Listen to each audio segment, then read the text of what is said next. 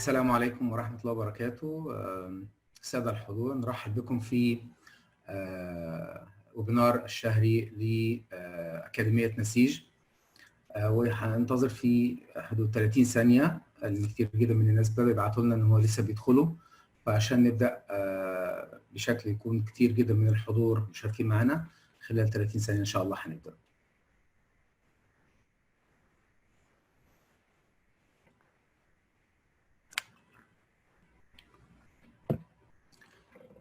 بسم الله الرحمن الرحيم. السلام عليكم. نرحب بالسادة الحضور.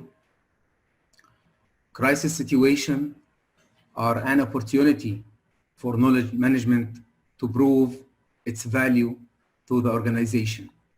تعتبر الأزمات بمثابة فرصة ذهبية لإدارة المعرفة كي تثبت قيمتها الحقيقية للمنظمة. بهذه الجملة المعبرة اختتمت واحدة من ضيفتينا اليوم مقالها الأسبوعي في مدونة المركز الأمريكي للإنتاجية والجودة، والتي حرصنا على ترجمتها في مدونة أكاديمية نسيج بالأمس في إطار الشراكة بين المركز والأكاديمية. وفي الإطار هذه الشراكة أيضا نعقد ندوتنا اليوم عبر الإنترنت، والتي نحاول فيها الإجابة عن السؤال الكبير: Why knowledge management is more important now than ever?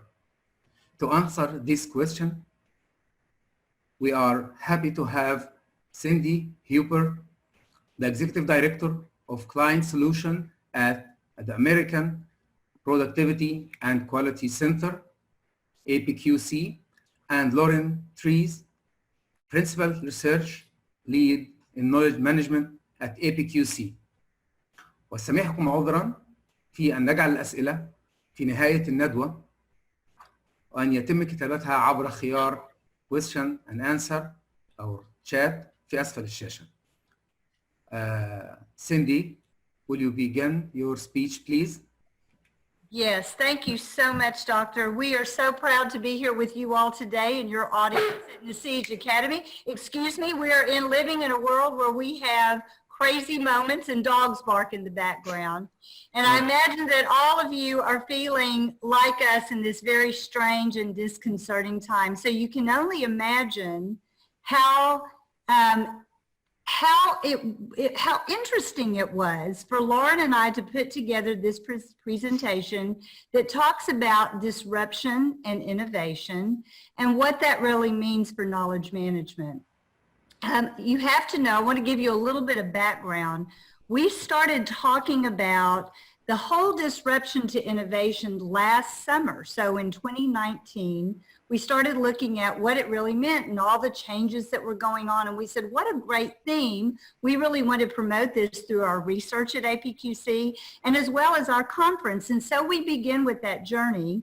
And so in November, Lauren started putting together some research that she conducted in January and February, and you're going to be seeing a lot of this research today. We hope it will provide you some great insights, best practices, and as well inspire you, because as unprecedented as the COVID-19 pandemic has been, I must tell you, I've been so proud of our knowledge management community because I think we were prepared for all of this. Yes. We have heard some phenomenal stories, Doctor. I mean, just from all over the globe on how people are helping their teams collaborate, get settled, continue working, keep focused on the supply chain. It's been phenomenal, and knowledge management has been at the front of it all.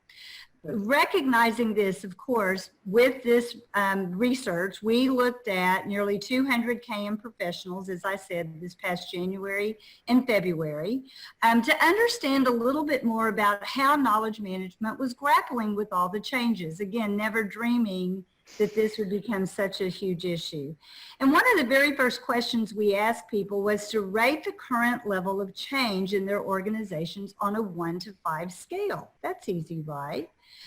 From monthly status quo, a low level of change, to a mind-boggling level of change on nearly every front. And as you can see on this slide, 61% rated the level of change as either major, simultaneous change, Or 5, the mind-boggling change. We knew there was something going on ever. So now as you start understanding more behind this research and the level of change, you can begin to understand some of the things that our knowledge managers are doing and what some of the things are that are driving those changes, not just this pandemic. And so I want to turn it over to my colleague, Lauren Trees, who I've had the pleasure of working with for so many years, to talk through this research. I'm going to serve as some color commentary and share some stories with you along the way. And Lauren, I'll pass it on to you. Thank you so much, Cindy, and thank you, Doctor, for having us.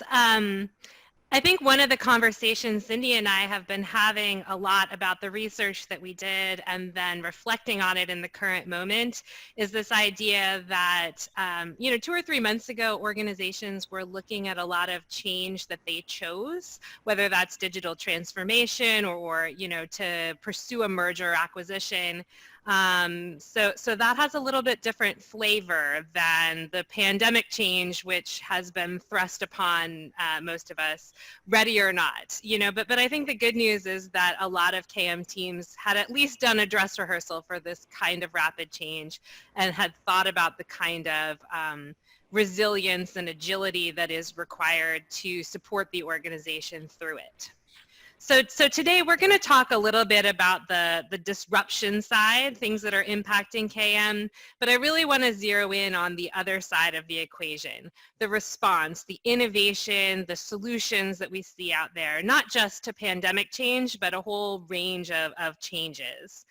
What, after we have our little panic attack, do we do to navigate this disruption and help our colleagues and help our organizations through it?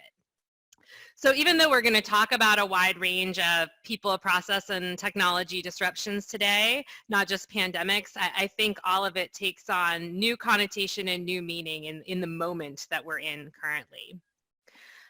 So I think, Cindy, we were going to have them just use the chat feature to let us know, is your KM team or effort doing anything specific to help support the organization during the current pandemic? Is that something that KM is definitely doing right now? Is it something that you'd like to do, but you're still figuring it out? Or is it really business as usual? And it's interesting because I've talked to a fair number of experienced KM leaders, and they really follow along the gamut of this depending on the industry, depending on the nature of the KM program and where its adjacencies are. So I don't know that there's a right or wrong answer here, but we're certainly seeing a lot of responsiveness across the KM community. And Lauren, we're trying to get you all to give us some conversation. As I said, we've got many of you on today, but we will be taking Q&A, as the doctor said, and we just want your thoughts along the way. So please capture those in chat so we can look at them. Lauren and I will tell you the other thing that's just been so interesting. We had a whole disruption to our very large global knowledge management conference. It was to have been next week in Houston, Texas. Perfect. And of course that is not happening, but we are continuing the conversation. So talking about how your knowledge team begins to support the organization, it's one of the things that we did. We're keeping the conversations moving and having our breakout speakers, we're starting with a few of them, to start talking about what they were going to share with you next week. So that's just one of the things we're seeing, far more important things around supply chain and all the things that you're doing around driving efficiencies and helping collaborate. I'm sure those are happening. And so, Doctor, I don't know if we've got a good response in the chat about people doing this. Can you share with us some of the... I think that, yes, it's starting right now. There is some just say, of course, and some of them just say that, as I can see, that it depends about the management. So I think that as we are moving on, that there is a lot of questions that will answers will come down the road. Okay. Perfect. Well, we'll continue on then. So this is our agenda for the talk. We wanted to share that with you as we start. We're really thinking about this in 3 parts. We're going to start by talking about technology, because I think when you think about disruptive change more broadly inside organizations, technological change is a big part of that. And even now, the technology investments that organizations have made or not made are yielding, very significant results, in the current moment. And then the next piece is really looking at a wide range of rapid changes, whether that's to the business, to the workforce, to the market, and then some of the both established and innovative techniques that organizations are using to address that. And then in the final stage, we're really going to talk about COVID-19, what we see as KM's role right now, and what we've learned from this research and the conversations we're having with KM professionals, what we see as KM's role right now, and what you can be doing, should be doing, might be doing to support the organization at this time. So I think it makes sense to start with this technology topic. We talk a lot about technology at APQC, but always in the context of these broader people process issues. And what we found on our survey is that the vast majority of KM programs are having to respond not just to new KM technology, but expansive technology initiatives across the business. IT shifts that may affect the KM tools and platforms, as well as what kind of knowledge and business needs and how that knowledge flows between people and systems. For example, a majority of KMers say that digital transformation and business process automation are having a major impact on KM in their organizations. We asked, no impact, minor impact, or major impact. So majority say that that's a major impact, for them, those 2 categories. And then nearly 30% saying that AI implementation broadly across the business is also having a major impact on their KM activities. So we talked earlier a little bit, I mentioned this idea of change that you choose versus change that is thrust upon you. So at least some of the technology change that KM has experienced over the last few years, it has not been a choice within the KM function, but it's really business reality and larger movements within the technology infrastructure that KM has had to adapt to. So as challenging as that has been for organizations, I do think that it's helpful context as we move in the current moment. Lauren, I think one of the things for me is when we saw our partners, our members who had moved to the cloud and had environments that were platforms that were globally, good, people could get on very easily. We saw them, their efficiencies and productivities stay the course, where those who had to stop and figure it out lost a little bit of time. And it really hit across different sectors and different industries as well. But this was a huge learning for me. Pay attention to technology, because it really can help you in times like these, and you don't want to always have to figure it out during the crisis.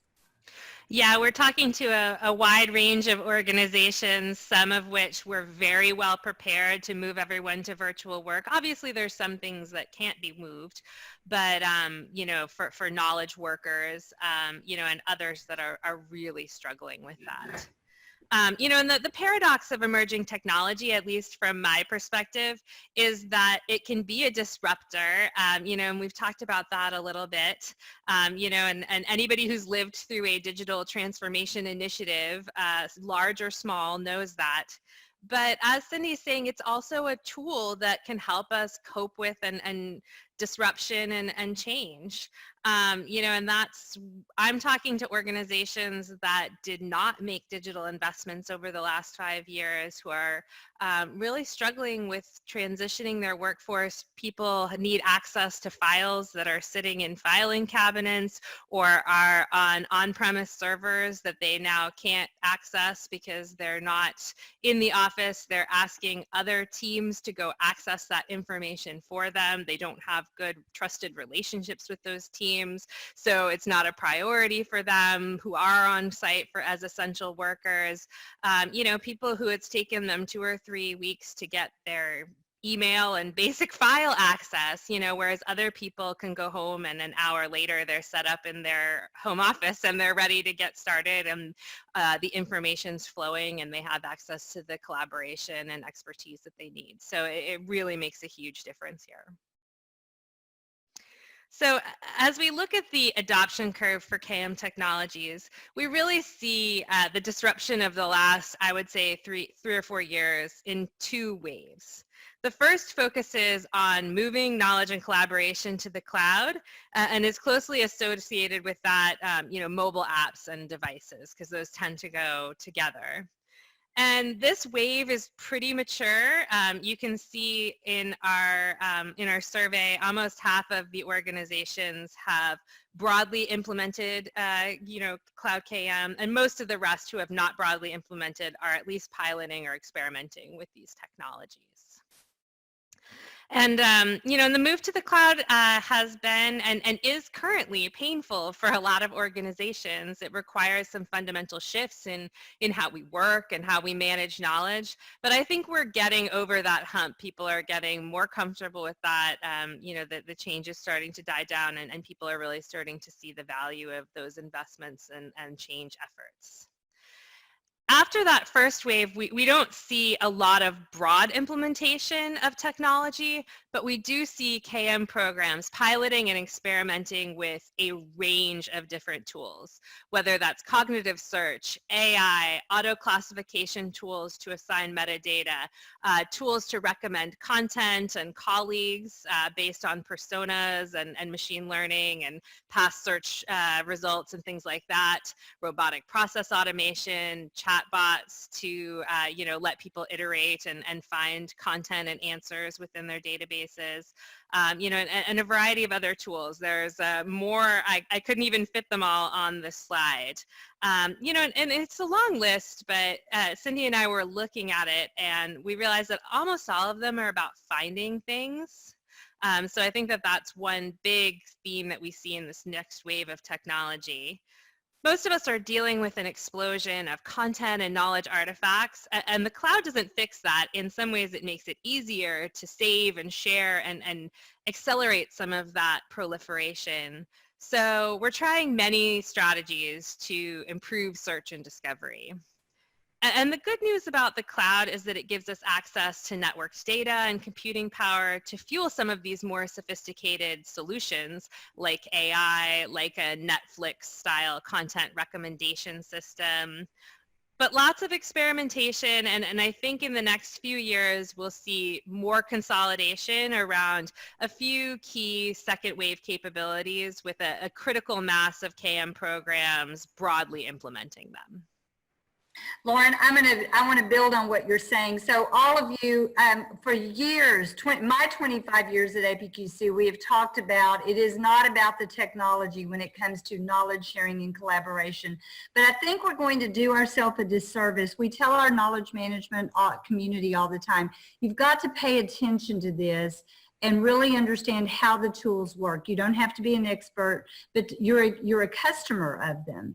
And remember that while the tools are powerful, they have to be structured to do things, like Lauren said, whether they're to find things, to collaborate, and people have to give it the right cues on what to do. So there's a huge interaction between technology and people and processes. We're going to talk about processes in just a little bit because it's been one of the surprises during this pandemic. But remember that, but don't be afraid of it. The lesson here is get smart about what your organization has available in technology, and then begin to understand how it can be applied to the program, your knowledge management processes and practices that you're trying to get people to adopt. Absolutely. And I think we have one more slide here on the technology piece.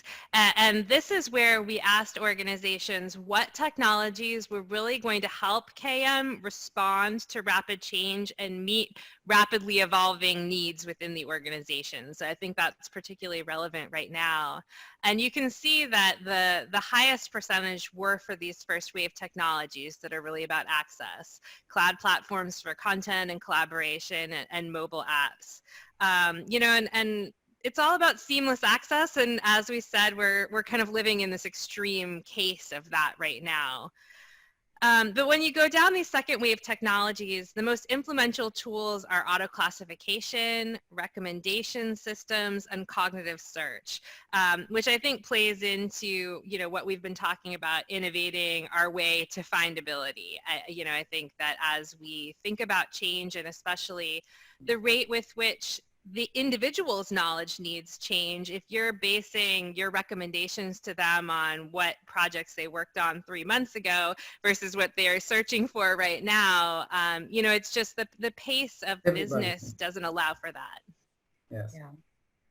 And Lauren, I suspect what I hope doesn't happen, I think that there have been so much broad adoption of the first wave during COVID-19.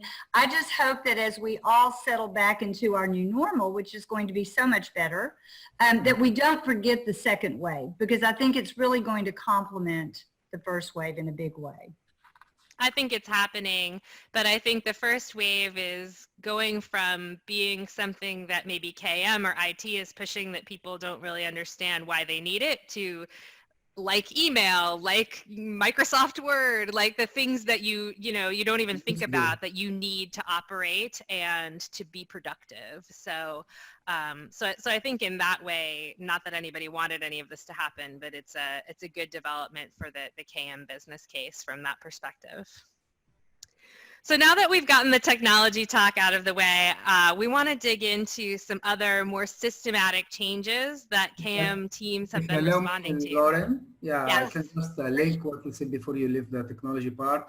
There is a comment here from Ms. Jessica. She said that no KM team at my organization, but the IT is supporting us through these different applications. So I think it's very important for the organization to differentiate between the two teams, even they are working together in integrate ways. So it's very important not just to mixing up between both of them, just to share some of the it's a strong partnership. Yes, Dr. Metwally, it's a strong partnership. And to Jessica, that's knowledge management is always a partner with IT, and IT can certainly take the lead on it, but KM should be there to consult and inform and support that. Yeah. And we've actually seen some KM teams have IT reach out to them in this moment because they know that they are super users, experts at getting people to use some of this technology, and they've asked them to help them train people, create job aids, you know, and help with the change management and adoption, even if IT is leading the technology changeover in the context of virtual work. So I think as we start talking about these sort of broader changes, you know, we're just seeing on top of the automation and the digital transformation, some massive organizational changes, you know, leadership changes, big strategy shifts, reorganizations, overhauled business models. All these things are having a major impact on KM. And I think a lot of them are happening on shorter and shorter cycles, just the nature of today's business world. And if you look at the second to the bottom on this chart, large scale shifts in the market and in customer needs, I suspect if we reissued this survey today, we'd have a lot more people who are saying that that was a major impact on KM. So obviously all of these changes are very fluid, you know, but in addition to these market and strategy shifts and customer needs, I think we're going to see a lot more of the leadership and reorganizations and mergers and acquisitions as downstream impacts of the pandemic. You know, whenever you have a big disruption like this, I think a lot of those end up being sort of domino secondary effects. And we're also seeing a lot of workforce changes affecting KM. And we were before this situation, and I think we'll continue to see them afterwards, whether that's rapid growth or contraction in the business. And unfortunately, I suspect KM is going to be called in to deal with some knowledge loss from layoffs and early retirement packages, and things like that over the coming months, as well as to responding to these demographic changes in the workforce, baby boomer generation retiring, millennials and Gen X moving into larger, more critical roles, and, what we call Gen Z coming into the workforce. And as the makeup of the workforce changes, and some of the economic factors will affect those changes, but it keeps happening. We all keep getting older, unfortunately. And all of that has implications for how employees want to collaborate and share knowledge, and how adoption of a lot of these tools and approaches goes. Absolutely. Lauren, just for our audience, APQC has done a lot of research looking at the generations through a knowledge management lens, through a human capital management lens. And, when you start looking at generations, it's very true. One of the things that shapes experience more than anything is technology.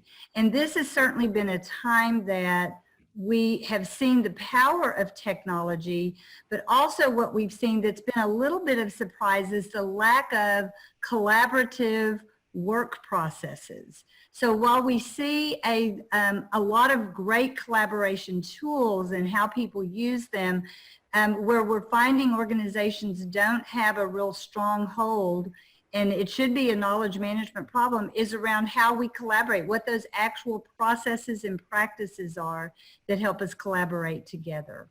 And I think that'll be one of the things that really emerges as an opportunity for change for us, and improvement as we move down. And also just the cultural norms. Absolutely. So what we're seeing is, as KM deals with all of these changes, it really requires a mix of new and innovative techniques and methodologies, along with returning to some tried and true ones that we may have lost focus on. So you really see that balance. KM is absolutely adopting new trends and techniques. Nearly a third of KM teams have broadly implemented Agile, and then 22% have broadly implemented design thinking and human-centric design, with lots more piloting both of those methodologies. Journey mapping, advanced analytics may not be as broadly implemented, but there are a lot of KM programs experimenting with those techniques. And hopefully more programs are working out the analytics piece, because that seems so vital to anticipate and react to and demonstrate value in the midst of change. I think we're seeing a focus on analytics throughout the organization, and that is reflected in knowledge management as well. But despite all of these trend-setting methodologies, one of the big ahas for us in this research was that the top techniques for pilots and experimentation, as well as, pretty broadly implemented, are knowledge mapping and the identification of critical knowledge, along with formal change management. And neither change management nor knowledge mapping are new. We've been doing this for decades.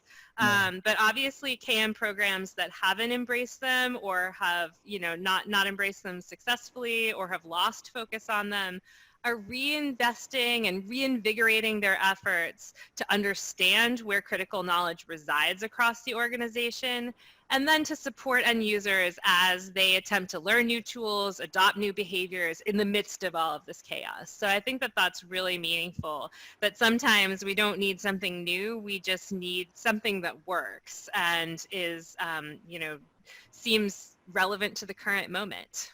Yeah. Yes.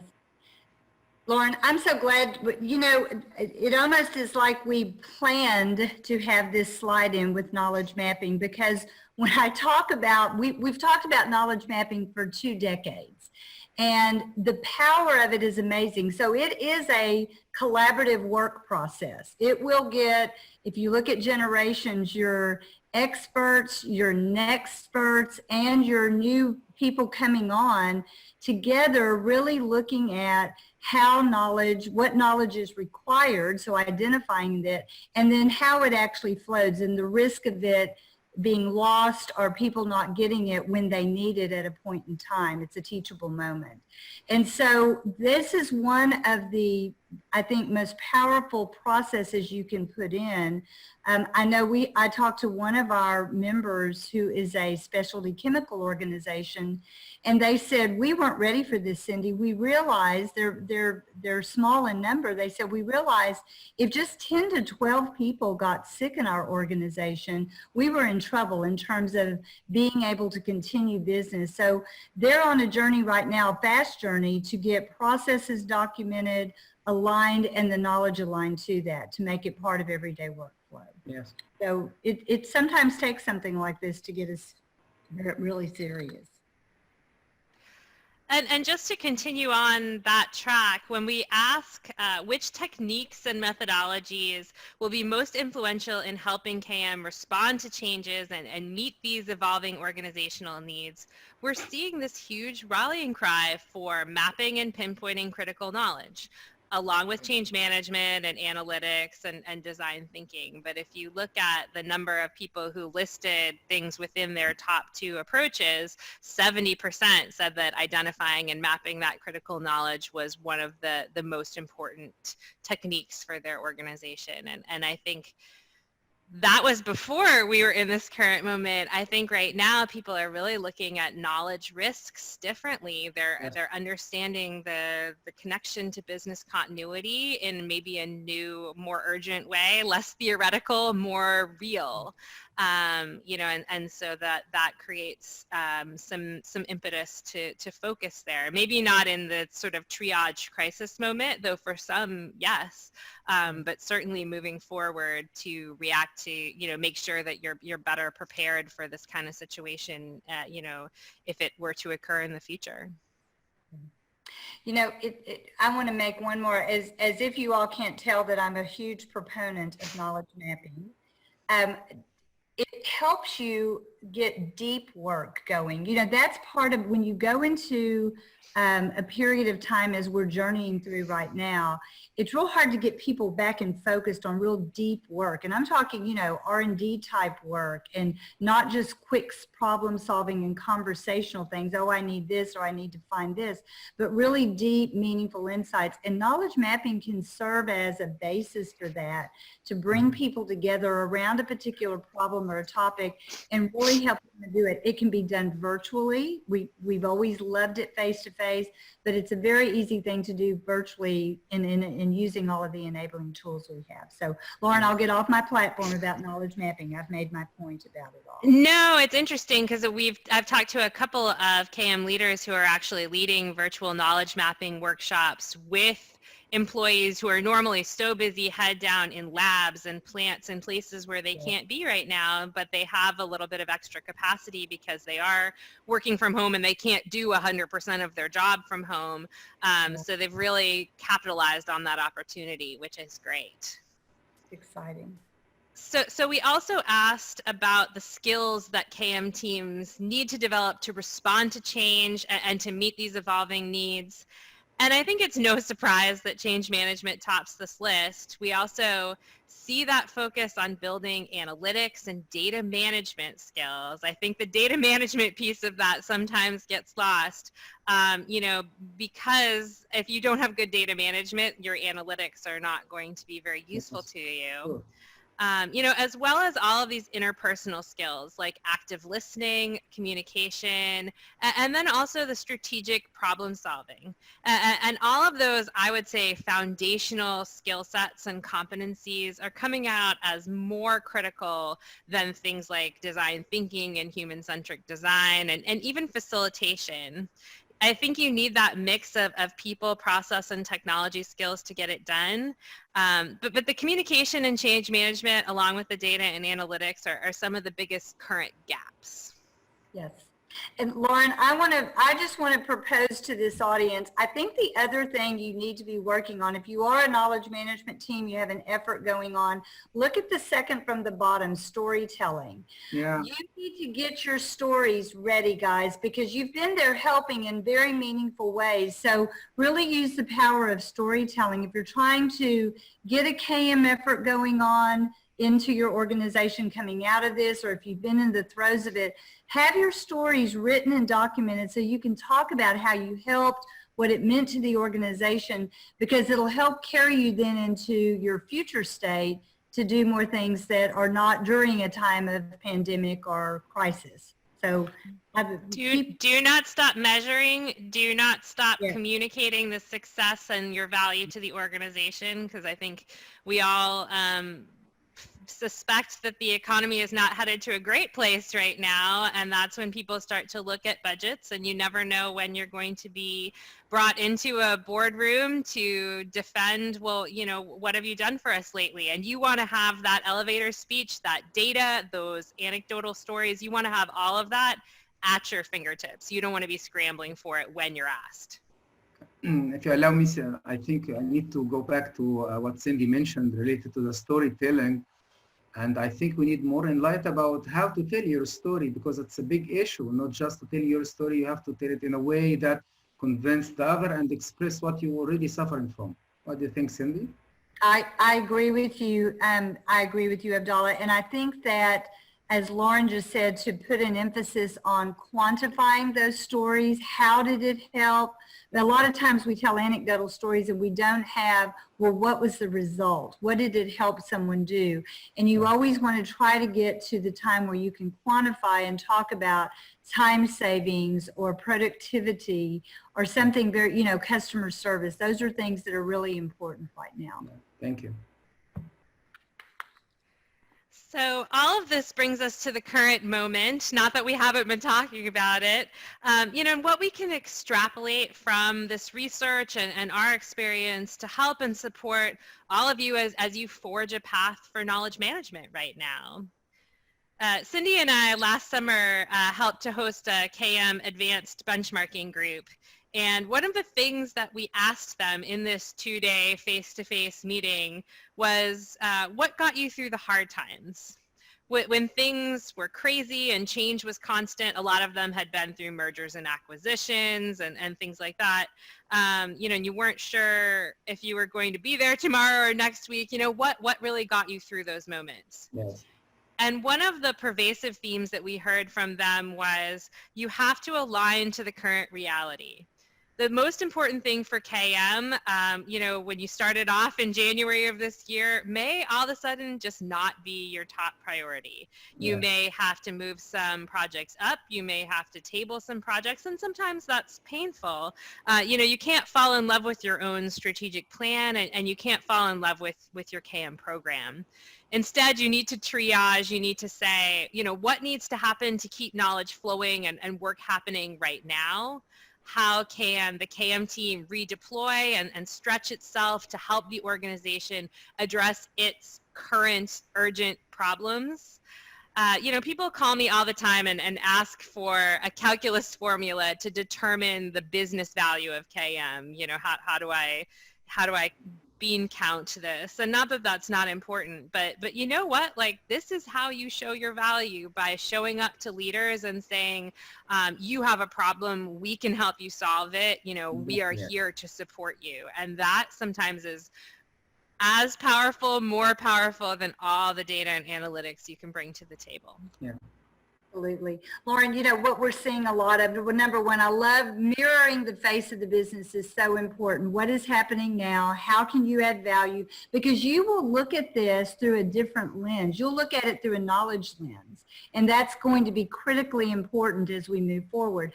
The other thing that we're seeing on what the KM teams can do, Lauren, you're talking to a lot of our members, as I am these days. And one of the things we're seeing more than anything is KM has really jumped up and helped curate content and get real important critical knowledge to the forefront so people can easily find it. And that's just been a huge response.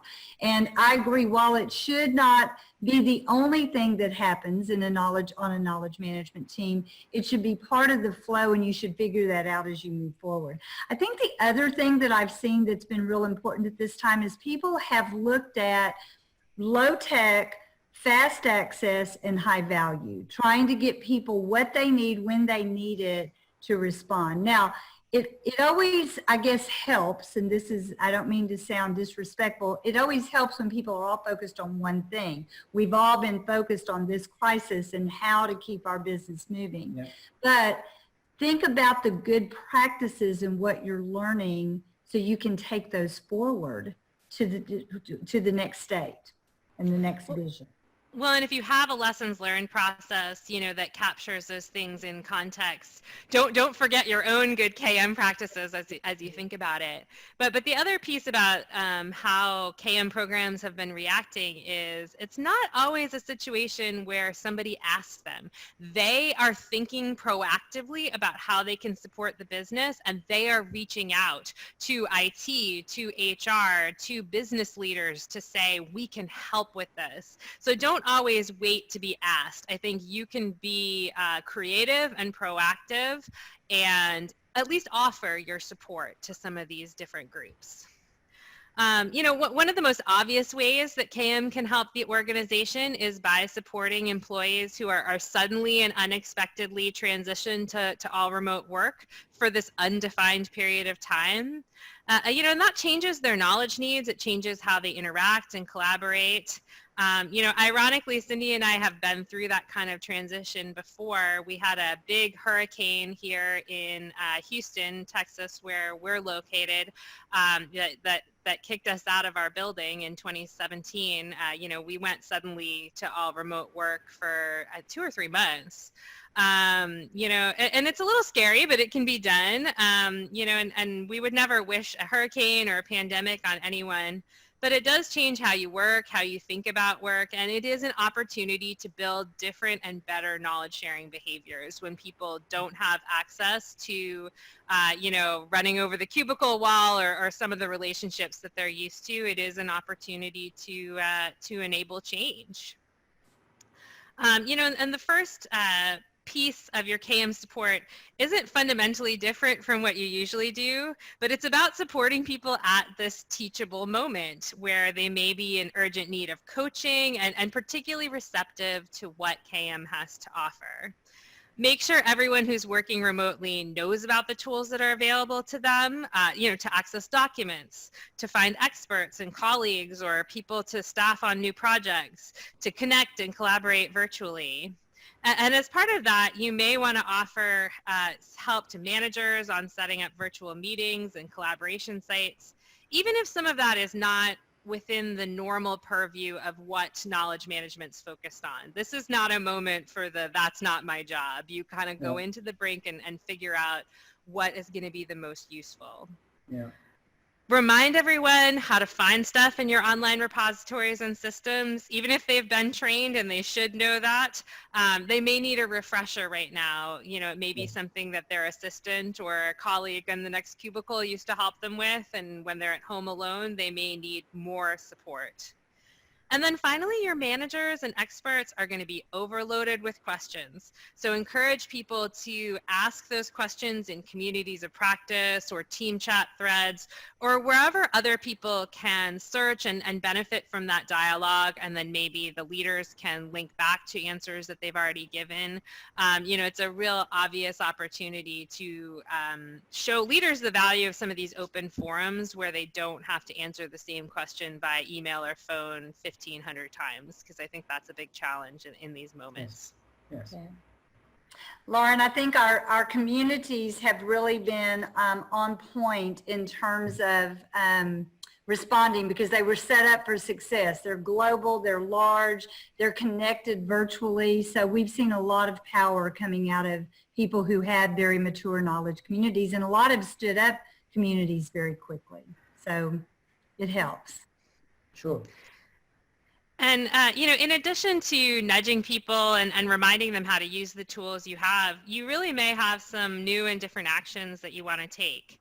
And this is not an exhaustive list on this slide, and I'm hearing new ones as we talk to members and customers every day.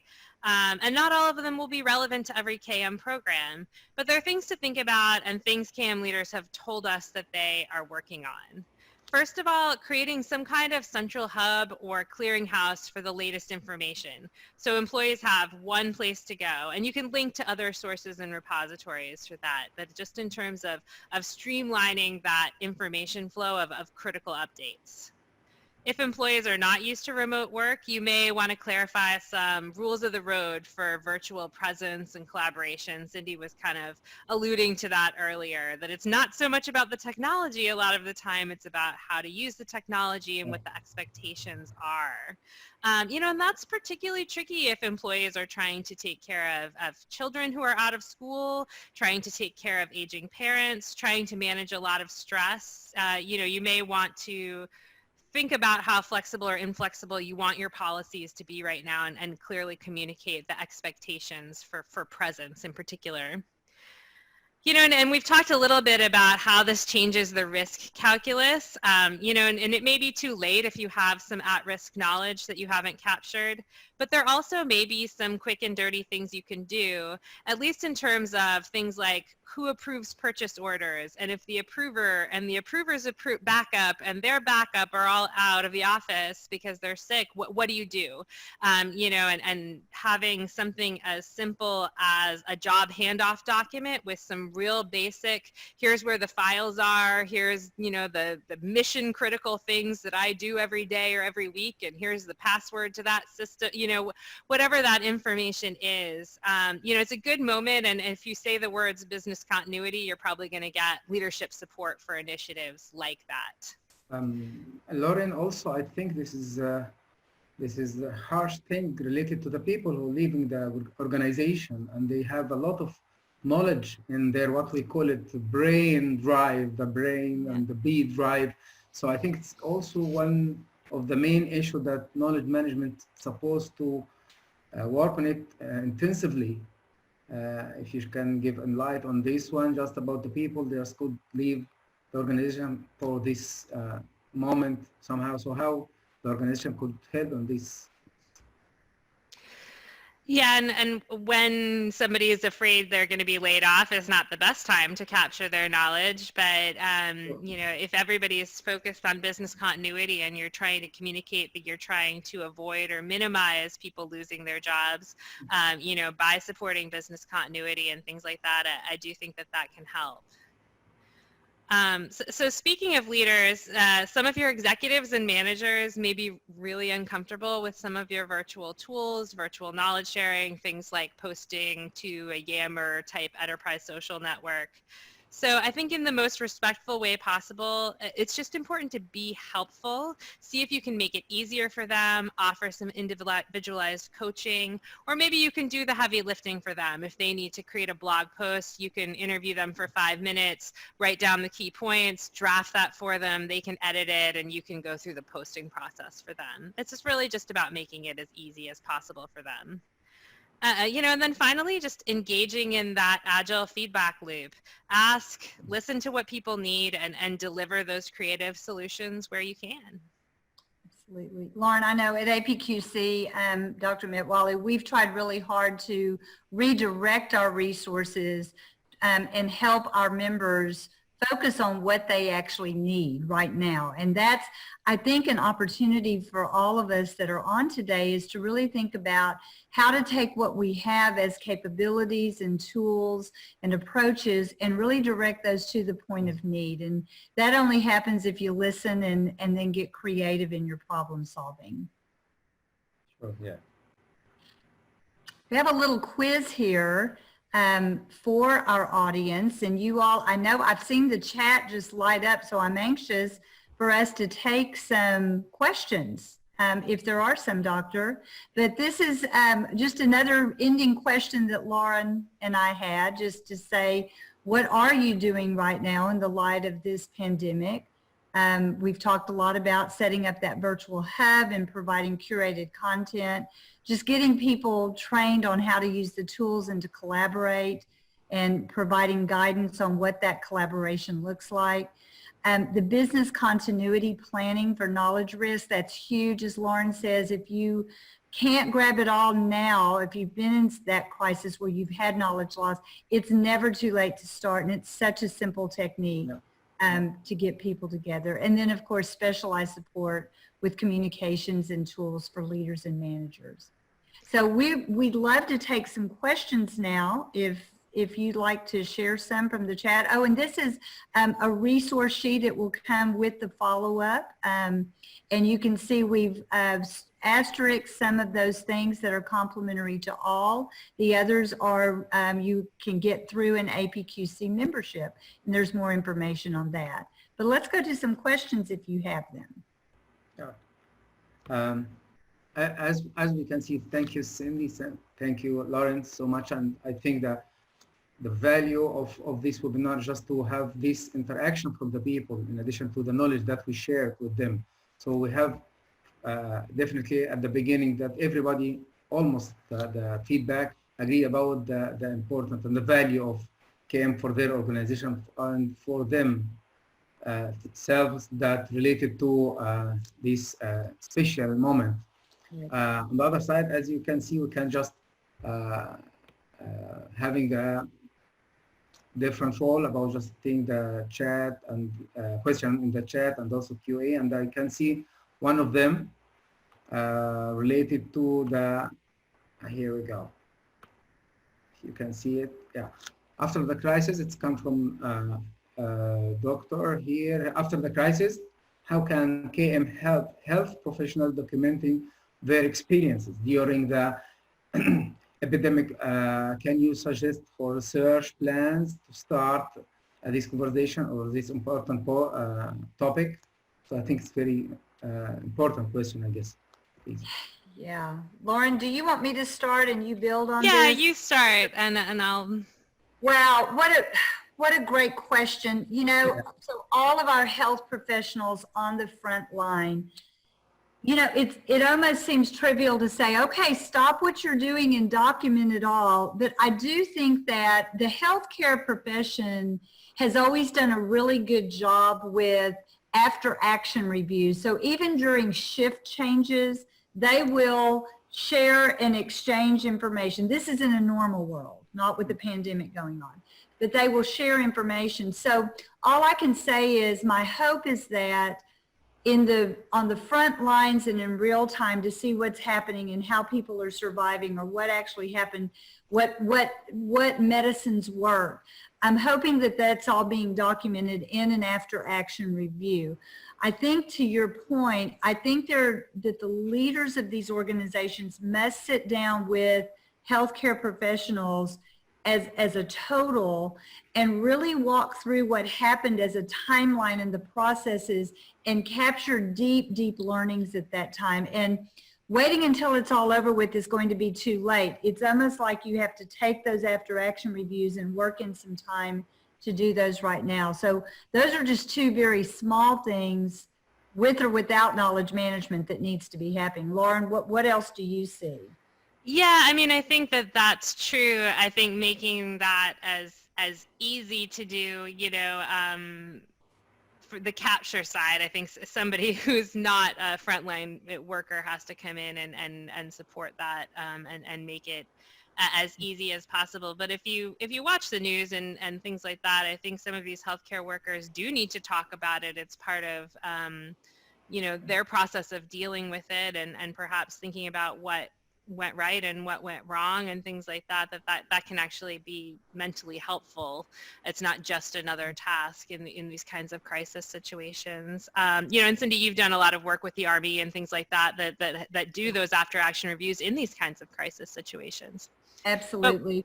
But one thing that I was thinking about, I was talking yesterday to some folks at a pharmaceutical company, and they were saying that in addition to after action reviews, they're really doing these, quick before action reviews, because some of the things that they're doing, for example, they're doing things that are typically routine, but they don't have the same equipment, the supply chain's broken, they don't have the same materials, the situation has changed, so they don't want people to try to just do things the same way they would always do them, so really taking, 3 or 4 or 5 minutes before you start, a task like that to think about how the inputs have changed, how the situation's changed, and how your execution of the process might need to change, in order to do that. So I think that that might be a relevant learning as well for across healthcare.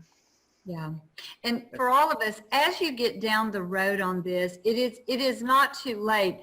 What's difficult is to send out a document and say, everyone write down what they learned. People can't do that. Yes. There's a point of retrospect that you need to do together to have that conversation, because I know a lot of times Lauren will start asking me questions and I'll remember things that I had forgotten that may be really relevant to a situation she and I are dealing with right now in APQC's research and the work that we do. And so that's, I think, going to be very important. And I hope that those of you who are in healthcare can really say, we're through this now. We're through the after action reviews. Let's really sit down and understand what we learned. And it takes a lot of minds coming together to make that happen. Perfect. Thank you. There is another, we have a flow of questions here and comments, but I try to capture most of them. I think one of them from Salim, and talking about that sometimes that the management, I try to get the concept itself of the question, that because he's mentioning about the management could understand and could on the strategic level know about the KM, but there is a lot of staff doesn't know anything about it, or at least they don't have enough training. So how can this help to achieve the goals and this stuff? So I'll just start by saying that something we talk about in the U.S. is even if senior leaders understand the value of KM and maybe some frontline workers see the value, we talk about the frozen middle, some of those middle management people who don't really see it. And something that several people have told me as I've talked to them over the past few weeks is that they're seeing that middle unfreeze. Some of those sort of people managers and mid-level managers are starting to see the value of some of the things that they do in KM, which I think is heartening. But it's always difficult because I feel like a crisis is both the best time and the worst time to change someone's behavior. They may be highly motivated to, to make a change. We kind of talk about this as a teachable moment. If you have a big problem that you need to solve, then you may be more receptive to learning and changing and things like that.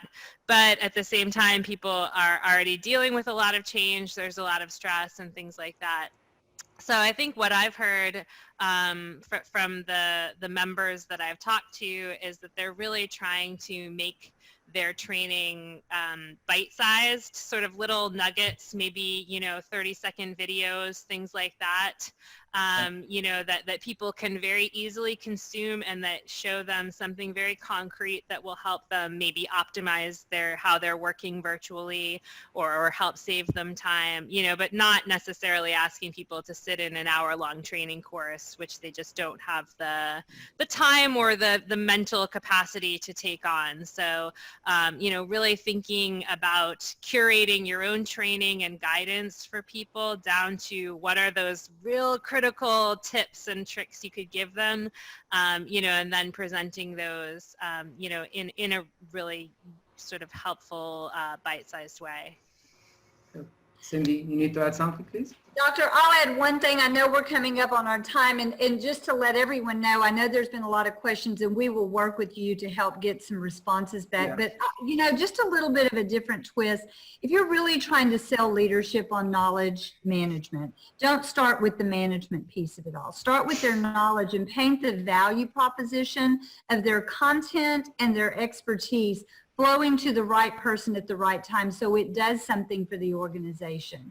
And once they've agreed that that needs to happen, then you can bring in the management piece. That's the processes, the people that help enable that, and the tools that help it flow. You're going to get farther faster if you do it that way, opposed to saying you have to invest first. Paint the value proposition. Yeah, and I think what we are doing together in Nسيج Academy and APQC, like this webinar, that translating Lauren articles in the blogs and this stuff, could be a source for the organization to encourage their staff to get benefits of this and get closer to the meaning and the concept of KM. We have here another question from Dr. Abu Bakr. He is asking about how can the technology, yes, he said that how can the technology control the trusted knowledge? Some kind of businesses that may be lost and also information knowledge. So he needs to know that the IT could just help in this part within the cycle of the knowledge management. I'm not sure if I 100% understand the question, but let me start. And if I'm not getting it right, they can jump in. Yeah, let me do it in some. I know that it's structure-wise. He said that how can the technology control the trusted knowledge? And I think he mentioned that the issue of loading the business according to this one, because there is no total controlling of this one. I mean, I think we all know trust is critical to information, and the faster things are changing in the business, the more difficult it is to keep knowledge up to date. You know, I think the biggest challenge with trust is not so much inaccurate information, you know, as just outdated, inaccurate because it's outdated information. You know, we've seen several best practice organizations that we've worked with, you know, have some automatic features like a trust score. So they can say, you know, 96% of our information is trusted because it's been reviewed in the last 3 months by an expert, or whatever the parameters are there. You know, and I think certainly technology plays a huge role in that, whether it's things as simple as automated workflow, you know, to make sure that knowledge gets reviewed and that life cycle is managed. Some of this is not high tech, but technology can help us kind of manage those databases and make sure that the content life cycle happens appropriately. But then when you get into things like machine learning and AI, they can play a huge role in curating, identifying content that may be out of date or maybe inaccurate or that conflicts with other information, because that's a big challenge if you've got, you know, 3 standard operating procedures out there or 3 different versions that don't match up. You know, all those things are really challenging. You know, and especially once you train them, machine learning algorithms can be very helpful in terms of making sure that your content is current and that it's consistent, doesn't conflict with one another. There's always going to be a human element to reviewing that and making sure that things are accurate, but it can start to flag things for you so that instead of reviewing everything, it directs your attention to the right places, which, you know, especially most of us deal with small KM teams or teams of experts to help us with these kinds of activities. If you can figure out what 5% of documents they actually need to review versus, you know, the whole range of things that you have, then that is extremely helpful in terms of solving that problem. I think this question is have many, and even that we passed the 1 hour, but it's fine that we can add more time, because I know that there is a lot of questions that's triggered by the webinar. Maybe I think it's Cindy will answer this one, because he's asking about the conference for APQC to be online, so he needs to know more about how he can join it, and also you can just give us more about the membership that the organization, the region can join this one and the benefit that they will have. Please, Cindy. Thank you. Thank you. Well, I'm disappointed to tell you all we're actually not having the conference online. We postponed it until next year. It was our 25th. And we decided to do that because it was actually timing. It wasn't that we could not have gone virtual. It was just the timing of it all. There wasn't enough time to reorganize our speakers. However, Lauren is starting, along with the support of our entire conference team and our knowledge management network at APQC, we are continuing with KM Conversations.